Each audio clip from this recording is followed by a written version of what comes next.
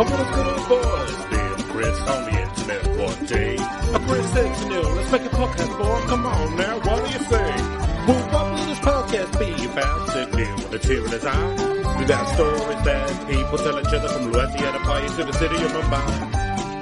Oh, you mean urban legends. And the podcast was Urban Legends with Neil and Chris. You take care, y'all. Hello, didn't see you there, and welcome to this week's Urban Legends, the weekly podcast looking into urban legends, presented by myself, ex-cracked staff writer and now podcaster Chris Flynn, and with me, as always, is ex-cracked staff writer and now podcaster Mr. Neil Herbert. Hi, Neil. How you been getting on since the days of cracked, when we were staff writers and now we're podcasters? Sorry, go ahead. It's a difficult time, Chris, isn't it? I don't know. Yeah, there are quite a few on the podosphere, aren't there? The old extra. A lot of our I liked a lot of the old crack stuff. Well, of course you did, because you used to. I used to write for it. Yeah, sorry, I'm not buying to them. Yeah, no. You used to do war reporting, didn't you? But you know, with a bit of a nod and a wink. Yeah, you know. Why can't the horrors of war be a barrel of laughs? That was my. I didn't get many articles published, I'll be honest with you. Yeah, well, I mean, but you know, it's quality, not quantity, isn't it? Yeah, that's true. Some people could learn from. You certainly got yourself into some scrapes, didn't you? There was that time in Burundi, of course. Yeah, there was that kicking off the Arab Spring. Yeah, when you personally kicked off the Arab Spring by writing a wry comment on the leadership in Algeria. Might have been a little CIA money involved, but you know. Really nice one. So is that why the CIA use our stuff now? Is it because of your contacts? I'm not at liberty to discuss. Oh, that's a shame. So what is it that you missed the most about leaving Crack to start to now do a podcast on iHeartRadio? It's the massively diminished audience numbers. Yeah, I don't know, because it's still going, isn't it? I think Cracked, but it's From what I understand, it got bought out by like venture capitalists who then turned it into just a really horrible place to work and took away all the healthcare and became more sort of controlling of the editorial space. So like the AV Club and all of the other decent sites that they used to have, stuff like that. Radio Times. Yeah, that kind of stuff. Oh, Radio Times, that would have been a great place to work in a heyday, wouldn't it? Yeah, it would have been great, especially the Christmas special. Oh, yeah. Ah. What's going to be, what the film's going to be this year? Is Cilla Black's, Batman's on, Mum. Cilla Black's top 10 light entertainments over the Christmas period. It's going to be a Laura fun. An audience with Bruce Forsyth? Oh, that would be lovely. Oh, why are you such a genius, Bruce? We can get to see one of the American films 4 or 5 years after its release in America. That'd be good. That pretty much used to be how it worked, didn't it? It did, yeah. Unless you went to the cinema, but... You're going to do that? Didn't have money for that. Didn't have money for that, no. Needed it for coal. Down to coal mine. Coal frost Christmas stockings. Mining content for the content engines. Yeah, mining content for Cracked. So what was your highlight of your Crack days then, Chris? Well, definitely happened. Well, I liked because obviously I worked in the political section, and I liked a lot of my sort of pun-based titles. They were good, like Colonel Sanders. Bernie Sanders is apparently high up in the North Korean military, according to Breitbart. That was a good one. Who else is political? Donald Pump. Donald Trump causes £250,000 worth of damage on US Navy One by filling its fuel tank with salt water dispensed from a pump that he's mysteriously had inserted in the White House. It was a good idea. It's the best idea. Nancy Pelosi has been nominated head of Nancy Plo A and Nancy Plo B after Nancy Plo A and B refused to kill a baby seal with a Bible. That's a nice one, isn't it? I mean, it's all very good politics, you know, really good Political That's stuff. what we need more of in this day and age, I would imagine. Yeah. I mean, really... slow Biden.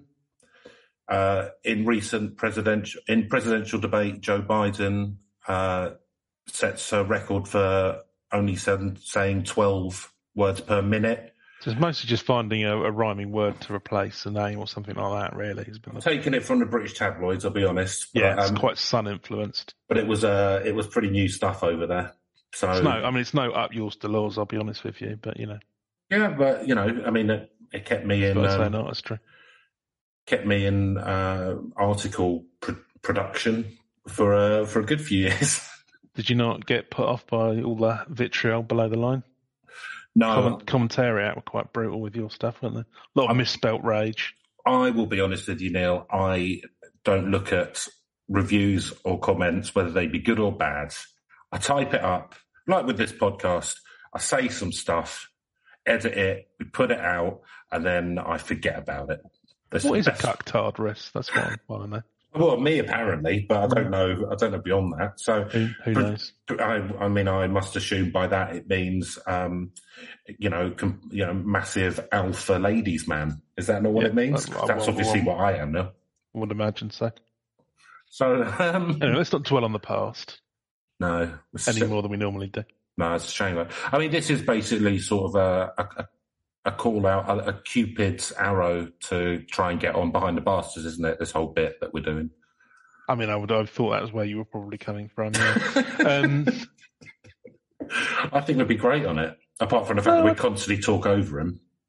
I think so, yeah. Don't worry. I think we'd sing it up. It's edited down to nothing, as if it would ever happen. But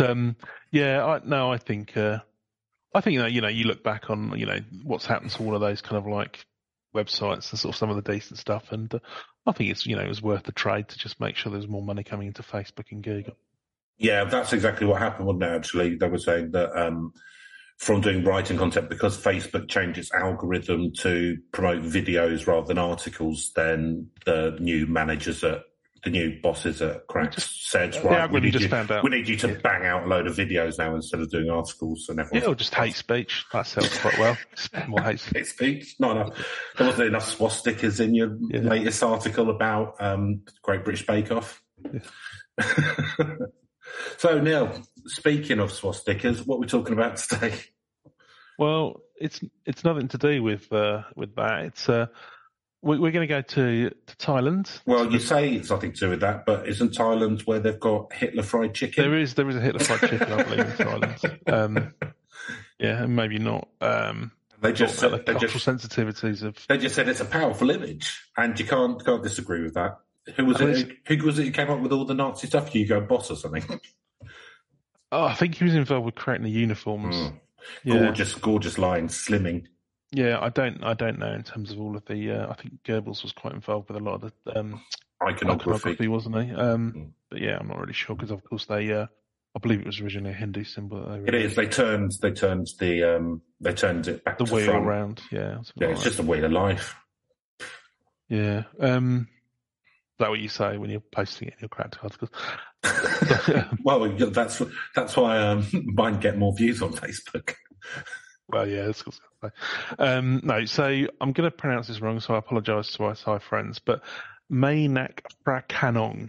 So that means the lady knack of an area of Bangkok. You've got a bit of a knack with the ladies, haven't you, Neil? With Phra Khanong. So nobody tells me. Yeah, so I guess it's a bit like Leonardo da Vinci. It's just that's where she was living. And they call her like Miss Knack or Lady Knack. So I'm going to only go with Lady Knack from now on in because it's going to be easier for me to pronounce.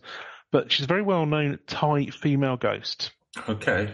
And according to the local folklore, the story is based on events that took place during the reign of King Rama IV. So that would have been about 1850. Oh, so fairly recent.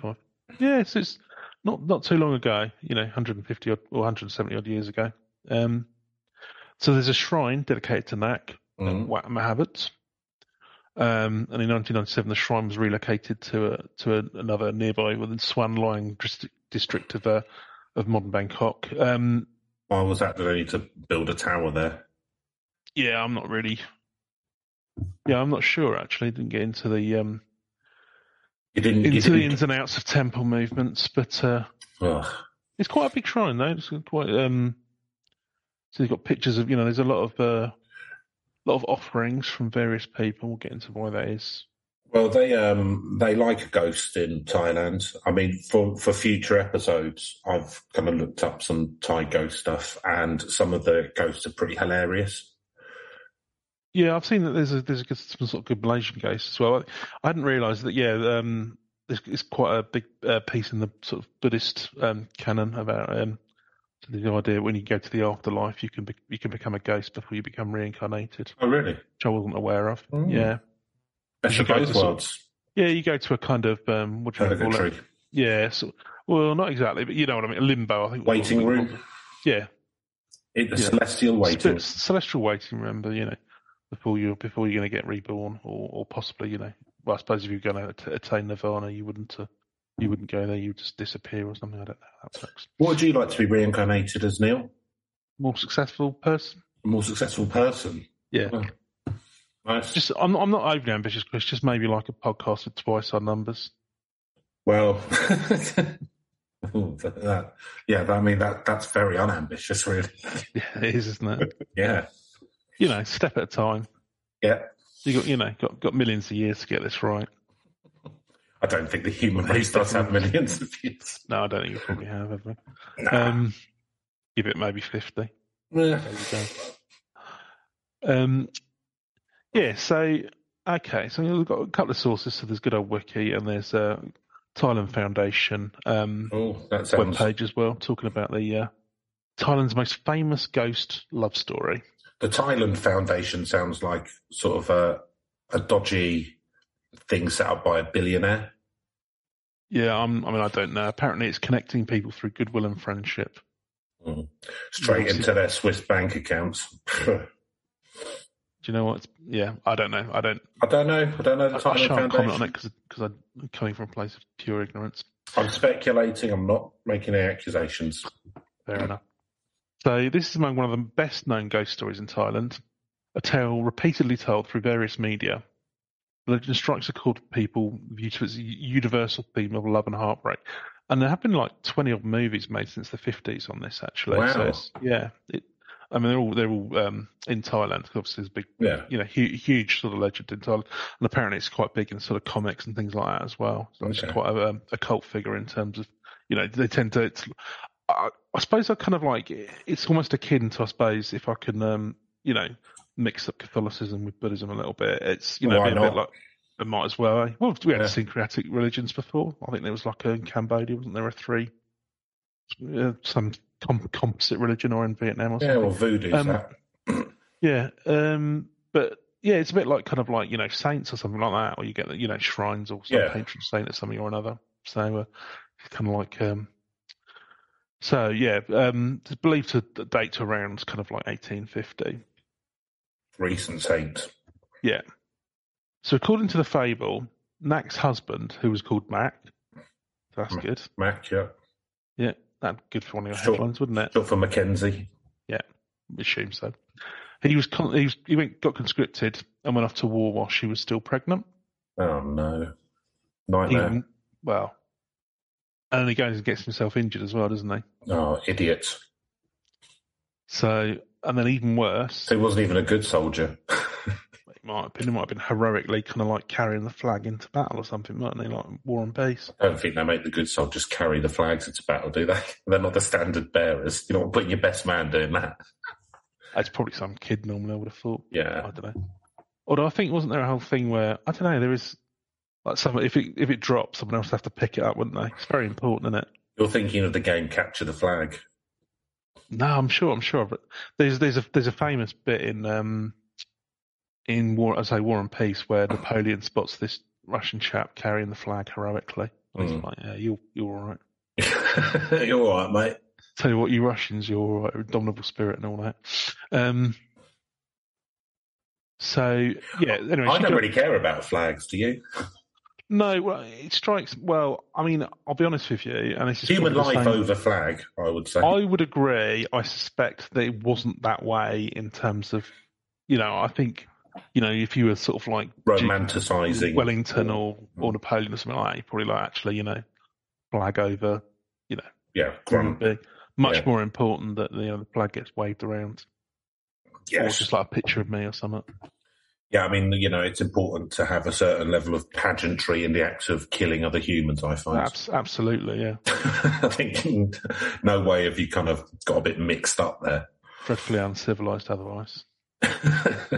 Anyway. So she became... apparently there's a whole class of ghosts. Tang Klom, ghost of a woman who died during childbirth with the baby still inside her. And her body was buried in the cemetery at Wat Mahabut. But because of love... How did she die? She was giving birth to the child. And she died in childbirth.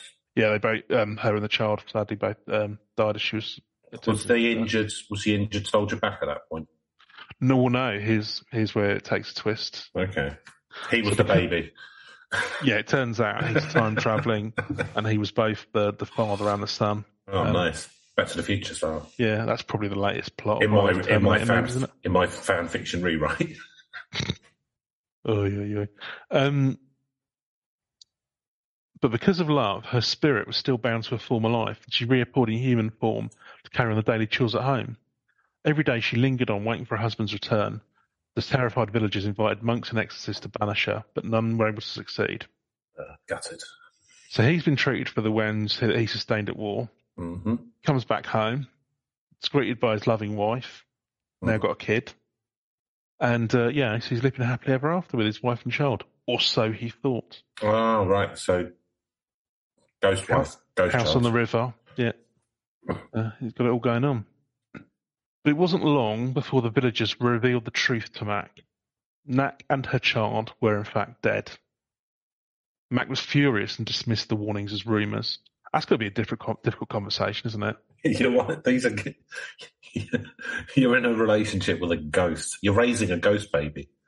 They're just rumours. They're kind of a different kind of ghost then, that you can't really tell the difference. Well, this. I mean, I don't want to get too purine about this, but it does raise some questions. Maybe. I mean, well, no, because he just.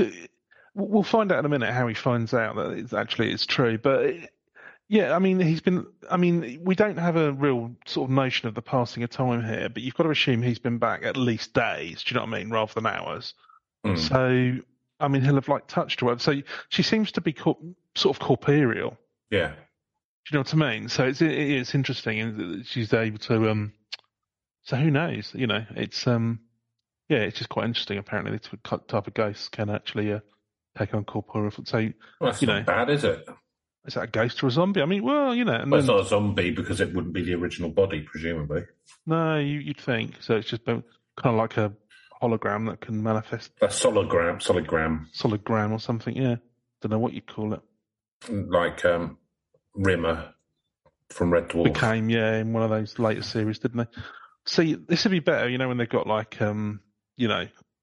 Tupac or whatever. They put them up. Well, they're doing it with all sorts now. I think the last one I saw was Les Dawson. I think they're putting a hologram really? Somewhere up north. Yeah, some show or whatever. Well, there's the big Apple one, isn't there? Which is which is more kind of virtual avatars, isn't it? But yeah, I'm assuming it's using a similar. It's using holograms, and basically it's a genius. I mean, they built the building that it's hosted in London, down the East End, down at the Olympic Park. The building which it's done in was built especially for this because they knew how much money they'd make. Because basically, they can ABBA can do a sellout ABBA concert every night and not have to actually bother turning up or doing a concert. They just get holograms to do it and people will pay.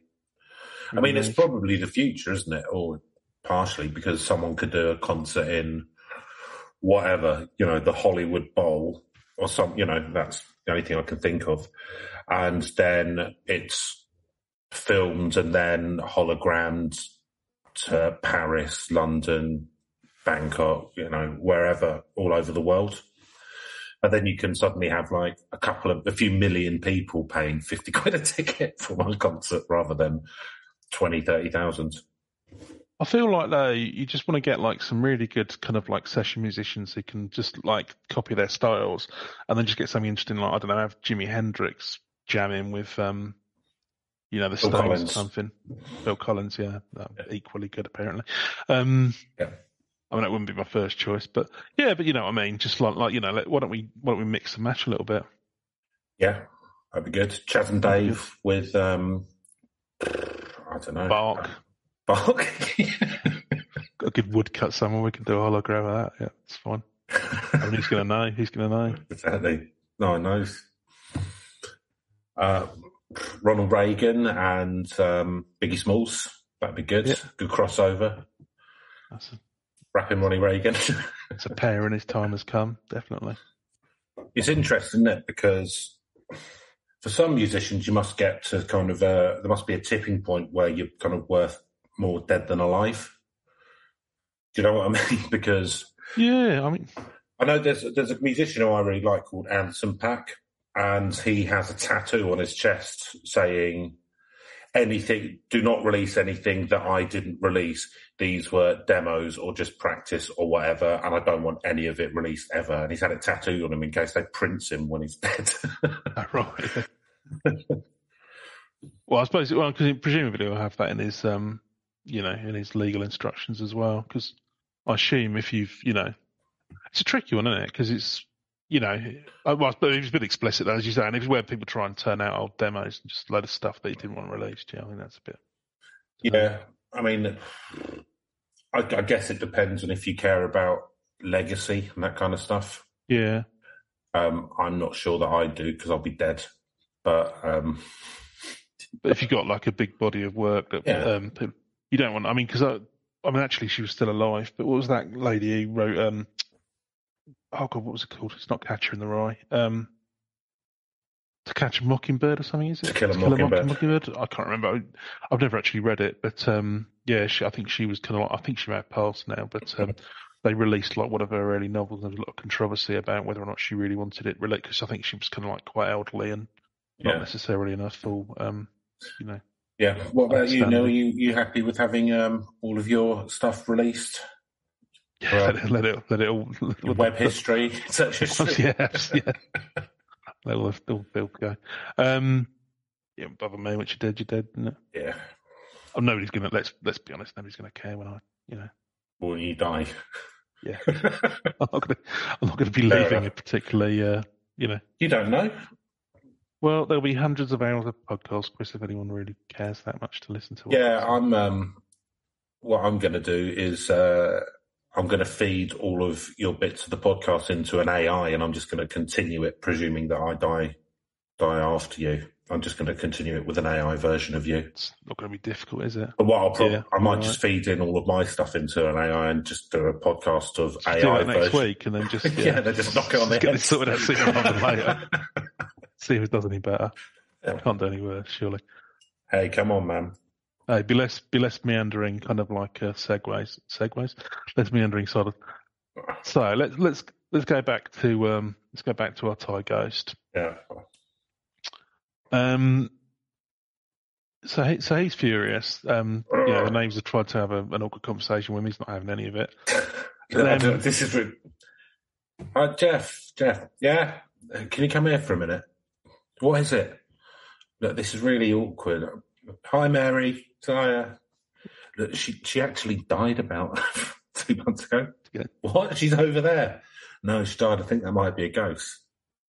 What are you talking about? Like, walk out with that conversation. What are you talking about? It's just maybe dinner. Look, let me take you to the grave. Yeah, we'll dig her up. Yeah, I don't know how you're having that conversation, but... I mean, if he seems happy and the ghost is corporeal, I just leave him to it. Do you know what I mean? Live and let live. Well, I mean, this is the thing, because, I mean, what actually sort of scares him off, so... No harm, no foul. She's cooking one day, she's doing a cooking. Here we go. Drops a line from a porch, and then just did like a Fantastic Four, Mr. Stretchy Man, reaching for the line. She stretched her human arm all the way down from the second floor balcony down to the ground below. And he, at that very moment, was returning home from running errands to witness the horrifying scene. That would be weird, but it's not... That could be useful. Well, he's finally put 2 and 2 together, hasn't he? And he's gone, oh. Yeah, because I always think, when I think of ghosts, I think of Mr. Fantastic. Yeah. Having, like, really long, bendy arms. So what do you think he does next then, Chris? Opens up a window washing company. Well, that's what I would do, but no, he goes and hides in a bush. Yeah, see, worst soldier ever. Well, no, because according to Thai folklore, you see, ghosts are afraid of these sticky bloomier leaves. He was hiding in a bloomier bush, apparently. Oof. So, and then he ran off into the temple, which was a holy ground. The ghost couldn't enter. Yeah, standard. Standard manoeuvre. Go and hide in the nearest sticky bush, and then seek sanctuary as quickly as possible. Yeah, you'd learn that in school. Ghosts have got no answer. But I mean, the ghost hadn't done anything to him. And she was obviously making some, making some nice lime, not prawns or something, lime and chili. Sounds nice. Pretty common lime in Thai cooking, I would imagine. So Yeah. a lot of delicious dishes using lime. So, I mean, again, you'd have to say, look, are you a ghost? Yes, I am. Are you going to harm anyone or anything? No, I just want to be with you still and raise our ghost baby. You go, well, fair enough then. Let's just make the best of it. Make the best of it. Play it by ear. Yeah, nobody's perfect. I mean, I'll be honest with you. I'm a coward.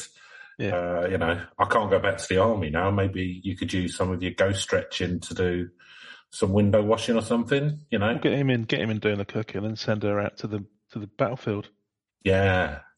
Might have won that war if there were some ghost soldiers. Maybe they with did. Stretchy arms. Maybe they did. Maybe they did. I don't know. I'm pretty sure I'll wait until a Total War game comes out about that particular era. Find out if we can get like ghost soldiers or not in our ranks. So then she's heartbroken and furious and sets out on a spree of revenge, terrorising people in the community for causing Mac to leave her. I mean, no one seems to have. Yeah, exactly. Why are you sticking your nose in? Like, this is the thing, nosy neighbours, curtain twitchers. Could have kept it nice and quiet. It was all been fine. Nobody seems to actually explain what she does. Exactly what she does to terrorise the people, but, Well, use your imagination. Yeah, exactly. Fill in the blanks. Don't need to know everything, do you? And there's various different scenarios about what happens next, but apparently a powerful exorcist captured a ghost, confined her to an earthen jar, and then threw that into the canal. They were living on the river, weren't they? In a shopping trolley. I mean, history's silent on that one, Chris, but you got to imagine.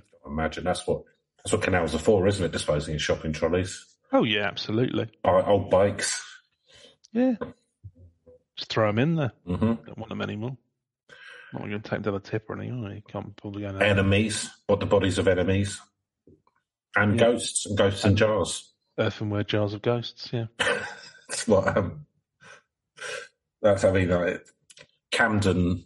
The Camden Lock is full of it. Oh, it's filled with ghosts. Filled with ghosts and jars. That's why the Goths hang out there. Exactly. Listen to Bauhaus and try and fish up something like ghost. I mean, because this is what's happened as well. So, stories vary. In some, it's an old couple. In other, it's two fishermen. But they actually found the jar while fishing and set it free again. Nice. Did she give them any wishes? No, I don't think it works on genie rules. I think it just goes off and does some more haunting. But anyway, so then what happens? A venerable monk defeated her by confining her spirit to a bone of her forehead and bound it to his waistband. What? Not sure why, but what, to a bone of her forehead? So what, did he dig up the corpse and get a bone off her forehead? I mean, you've got to imagine, haven't you? But the forehead doesn't have specific bones, does it? So would they just smash the skull up? Well, he must have done, yeah. This is literally here, confining her spirit in the bone of her forehead and binding it to his waistband. Right. Well, that's one. Right. So there's different stories. That's one story. In another one, he actually came up and just kind of assured her that in a future life she'd be reunited with her beloved husband. So she voluntarily departed for the afterlife. Yeah, I mean, would you? Interesting. legend says the waistband is in the possession of the Thai royal family. So, oh, and of course they're lizard people like our royal family, aren't they? One assumes so. Most royals are. Would she want to get back with her husband? Because I mean, she was with her husband after death anyway, and then he saw that she had ghost powers, and then he went into a sticky bush. Yeah. So, how deep is his love? Well, yeah, I mean, who knows? I suppose that's not something. It is till death do us part, isn't it? There's nothing in there. I would say it's literally just contractual. Yeah. Right. I mean, I don't know if that's a part of the wedding vows my part of the contract. Well, no, because I suppose he's kind of like, well, I can't, I don't know. Like, I mean, this is kind of the crux of this whole story. Well, again, see, there's a lot of interesting kind of gaps in this story. You've got to use your imagination because, what's happening with Ghost Baby? Mm-hmm. I mean, is he kicking off as well? Has he just disappeared? Just disappeared. He doesn't say anything about the baby being bound into a forehead or put in a jar, does it? History remains and folklore remains silent on the baby's fate. So presumably he just sort of wandered off into the woods, separated or something. I don't know, or became some other type of ghost. A shooting star. Yes. No, that'd be nice. So there's a few different kind of like versions of what happens then. But yeah, and I mean in terms of, I suppose she still loved him, and it's like they're not going to be compatible now that he's realised that she's a ghost. But when he passes, I suppose he'll be. I'd go out with a ghost. Yeah, well, there you go. But then I'm very sensitive, aren't I? Neil? I've got a very big heart. I see beyond. See beyond death, life and death. Yeah, that's why I was sat from the morgue. Yeah. Oh, I saw that one coming. Did you? I didn't until I said it. No. But anyway, so the good news is now she's become like kind of like a bit of a patron saint or something, a bit of a ledge around. So there's a temple to her.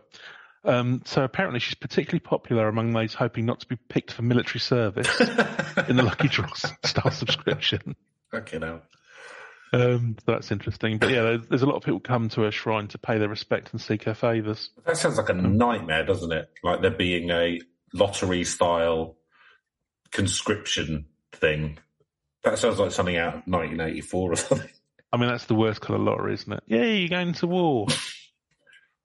Yeah, you've got to go and it's Thailand still essentially run by a military junta, probably. I think they've been in charge for ages, haven't they, the military in Thailand? Oh, I have no idea. But you've got to go and fight the absolute worst criminals in the world in the Golden Triangle. I mean, even if it was just like just being in the army for 3 years and polishing boots and stuff, I wouldn't much fancy it. No, I don't. I mean, I don't really like being told what to do. Discipline, I suppose, but nah. Yeah, no, not for me. As always, Neil, I would turn directly to the corrupt. Well, maybe that'd work for you. Yeah, so I mean, that's kind of like most of the story there, to be honest with you, Chris. I mean, are there any sightings, or has she become a kind of saint now? Not someone. Yeah, no, it's become just more kind of like not something they used to scare kids.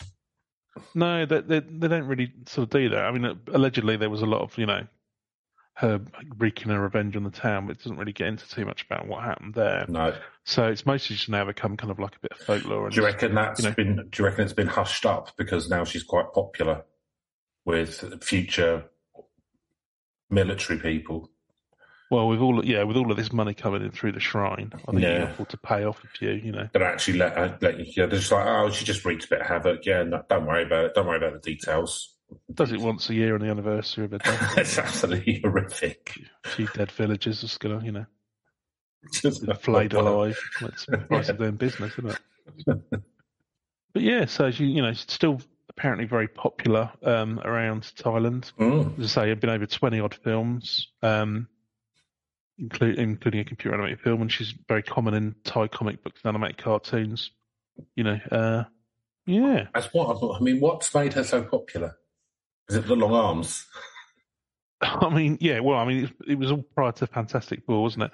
So I think what they're sort of saying here is it's a tale of, sorrow and heartbreak, and how love can bring about great happiness, and the end of love can bring about great sorrow. God, tell me about that. Her love and devotion, even beyond the grave, allowed her to rise from death. Mm-hmm. But the power of love then became destructive when her husband found out that she was a ghost. Are you reading a synopsis? I am reading Silent Foundation. Yeah, that didn't ring true for something you'd say. No, ring true for something I'd say. Should have gone on to the next bit. Also serves an illustration of Buddhist teachings, the unavoidable circle of birth, aging, sickness, and death. And the marks of existence, all things being impermanent, life being full of suffering, and there's no such thing as a mortal, non-changing self. Yeah, you're reading that as well, aren't you? I am, of course, yeah. In the end, well, obviously. In the end, nothing can triumph over truth, not even love, apparently. Nothing can triumph over truth. This is what it says. I mean, keep that quiet, considering what our podcast's about. And also considering the state of politics in the West, I would say that quite a lot can triumph over truth these days. I think that truth might be at the bottom of the pile of things that can triumph. It is currently, isn't it? I mean, how long that state of affairs lasts for is till we're all dead. I guess. Yeah. But yeah, no, I mean, she's become very popular. I mean, obviously, I think a lot of people, they see it as a story of kind of like, love, conquering all sort of thing. And many people still believe in the authenticity of the legend, which is why worshippers still flock to the shrine at Mahabhat Temple. Yeah, and it makes sense that military people go there because she obviously died while her husband was away at being really shit at war. Well, we don't know. He might have been terribly heroic, but I think we've concluded that he was bad at war. Yeah, he's more of a bush hider. He's more of a bush hider than a berserker, I guess. Oh, here's an interesting little bit at the end. Now, there's a leading Thai history writer who wrote an article in the Siam Prophet newspaper in 1899. So this was obviously Thailand used to be called Siam. Yeah. In which he claimed that the story was based on the life of a lady called Anne Ding Nak. That's Mrs. Nak. Who was a daughter of a community leader, who died when she was pregnant, and her son, worried that his father might remarry and cause him to lose a portion of his inheritance, invented the ghost story, dressed in women's clothing, and threw rocks at passing boats to make people think Nak's ghost was responsible, causing possible suitors to turn away in fear. So there you go. There could just be a ghost dressing up as his mum. Son dressing up as his mum and scaring off potential suitors. So there you go. We don't get enough river suitors these days, do we? No. It's a shame.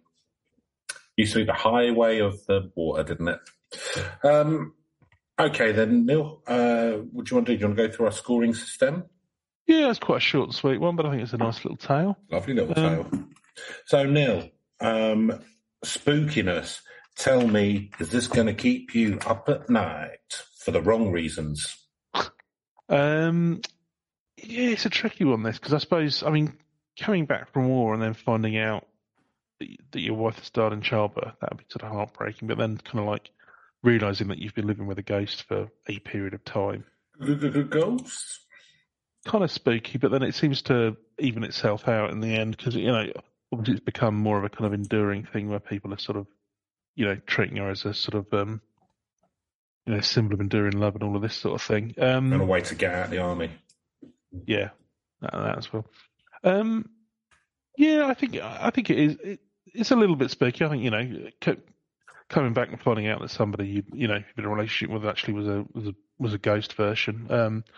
That'd be pretty spooky. But it's not like the most terrifying one we've had. I'm going to give this one a 6. 6.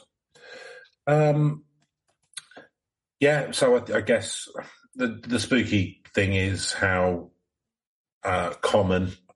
sadly common it was to die in childbirth back in those days. That's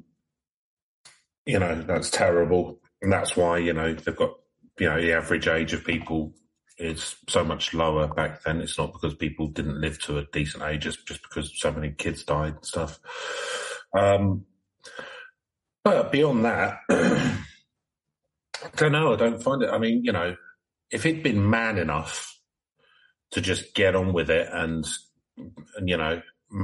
carry on his loving relationship with his ghost wife, what's the problem? I think what's spooky here is the fact that this person was so cowardly, really. I think that's spooky, and especially for an ex-soldier. So I don't find the ghost part of it spooky. We haven't been told anything. She terrorised the village apparently, but no further details. The details, isn't it? So I don't find it very. If anything, it'd be quite nice to know that there's something after death. That'd be quite nice. That would certainly remove a lot of the existential dreads that people fear throughout their lives and some of the horrible decisions that they make, I think. So I'm going to give it a 4 for spookiness, Neil. So, believability. Well, it was quite low until we had a little aside at the end about some kid who didn't want to share his inheritance, was dressing up as his dead mum and throwing rocks at suitors. It was very, very much like the Odyssey in a way. So the story up until the ghost bit is sadly believable. Getting sent off in the army, someone dying childbirth. Ghost part obviously slightly less believable, but then it brings it all the way around again with the fact that it could have been the son doing it. So I think it's not bad believability wise. So I'm going to give it an 8-0. Okay, quite high then. Yeah. I think not quite so high for me, but I'm kind of leaning more on the fact that people will buy into it. It's kind of like a bit more a tenet of Buddhist philosophy. So it's not necessarily about whether or not I think that there would have been a ghost, but there is still a shrine in her honour, and people still sort of buy into the story. So I think it's the kind of like the believability of the folklore. I think probably for a lot of people it's just something to go and sort of see and do. I suspect it's a bit like I went down to see the. Actually, I went to Valencia. They're supposed to have a version of the Holy Grail down there. I couldn't find the damn thing. But isn't that just the story for everyone? Indie. So yeah. And it's not because I believe that it was the Holy Grail. But the arrogance of you, Neil, thinking you could just rock up and find the Holy Grail. People have been trying for thousands of years. That'd be on display. I couldn't see it in this church, but don't worry, I'll find it. Yeah, move over, Percival. So I got this one. Nonetheless, there's still a shrine there, sort of in our honour and all the rest of it. So, yeah, I think given that, I'm going to give it a 6. 6. Okay. Narrative premise, Neil. What do you reckon? I think this is potentially quite strong. I think, as I say, there's been 20-odd films made in Thailand around this. And there's a lot of gaps. So there's a lot, you could do a lot with in terms of, how exactly does she terrify the villagers for revealing the truth about her sort of ghostly existence. You've got a bit of comedy in there with a guy hiding in a bush and then the son potentially trying to scare people off at the end. So you have a nice little twist at the end. I think it's quite strong actually. I'm going to give it. I'm going to give this one an 8. Nice. Yeah, I mean, there's a fair bit to it, and the story's kind of all there. And you've got all the bits about, shoving her in a pot, chucking it in Camden Lock, and then some Goths finding it and then her out again. Got a spin-off series of Ghost Baby. So that's what's he been up to? That's a blank bit of paper right there. Yeah. I like the long arms. They're good. I haven't heard that one from a ghost before. Having Miss Fantastic Arms or Mr. Tickle, depending on what you read, depending on your reading age. Mr. Tickle for me. I think it's decent. So I'm going to give it a 7. So, Reach.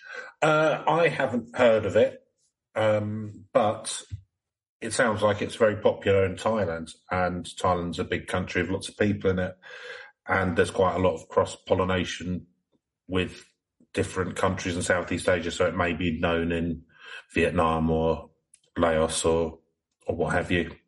Myanmar, I guess. And the 20 films is a lot. So, I mean, I think it's a regional one, but I think it's very well known, very well kind of saturated in the region. It's, about 170 years old or something? Yeah, give or take. There's about. So, I mean, it's not got international recognition, but it's got big regional. So, for that reason, I'm going to give it a 6-0. I'll go slightly lower because I think it is just pretty much confined to Thailand. But okay. But no, I mean, but I think it's a 5 for me on sort of similar premise. It's been around for quite a while. There's been lots of films made, and it's obviously a very enduring piece of Thai folklore. So I can see it being around for many years to come. Don't necessarily think it's going to travel out, but for anyone looking for a ghost story, I think it will have that reach. I think it does do so. So it's a 5 for me. 5 for you. Well, that gives a pretty high score of 50. Not too shabby. That's very, very good. On a bit of a run of high scoring ones, which makes a nice change. Cool. So I don't know if any of you are in a relationship with a ghost. We'd love to hear from you. How's it going? Yeah. Let us know at herb.legends.podcast@gmail.com. For that or anything else that you think we might want to hear or not want to hear. It's up to you. Can't stop, not in charge of what you do with your fingers. Chance will be a fine thing. But yeah, beyond that, that's it. Short and sweet one this week. There's plenty to listen to if you want to, but if this wasn't long enough for you. And we will see you same time next week, Thursday release, 7 a.m. GMT. Goodbye. Goodbye.